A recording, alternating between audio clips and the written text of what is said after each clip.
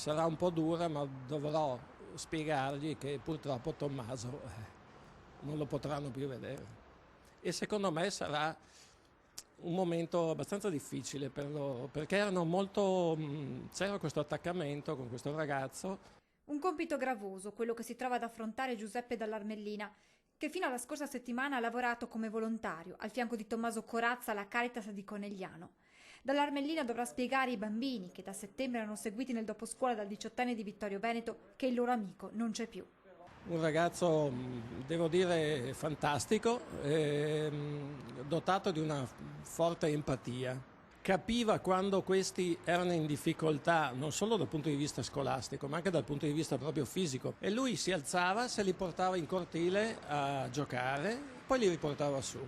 Quindi aveva questa dote di comunicazione, ma anche di comprensione. Qualità difficili da trovare, soprattutto in un ragazzo così giovane, e dimostrate ulteriormente dalla volontà dei familiari di raccogliere, nel giorno dei funerali, delle offerte da devolvere ad associazioni che si occupano di integrazione, perché questi, si legge nelle epigrafi, erano gli ideali di Tommaso.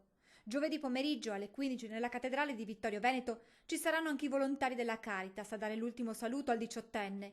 Forse ci sarà anche qualcuno dei ragazzini che ora si trova senza quello che era diventato per tutti loro una guida. Speravamo in un proseguo non solo quest'anno ma anche nei prossimi anni. Purtroppo non è così. Un pensiero va poi a quella maledetta notte, alla tragica fatalità che ha portato via per sempre Tommaso. Io ho visto questa coppia perché lavoravano con noi e la butto molto più sul romantico, insomma. Saranno andati a cena fuori, hanno detto beh andiamo sul lago, c'è la luna piena. I termini di riferimento rispetto ai nostri anni, per cui se muovevi un vaso di fiori ti arrestavano, adesso magari c'è più libertà e quindi si può anche muovere un pedalò. Non ne farei una tragedia, francamente, in questo senso. La tragedia è quello che è successo.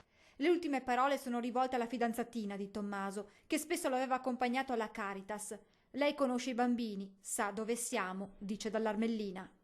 Potrebbe essere pesante per lei rientrare in un ambiente nel quale fino a ieri erano in due, però è vero che i bambini ti danno carica ed energia e anche stimoli che magari ti portano un po' fuori dai tuoi pensieri.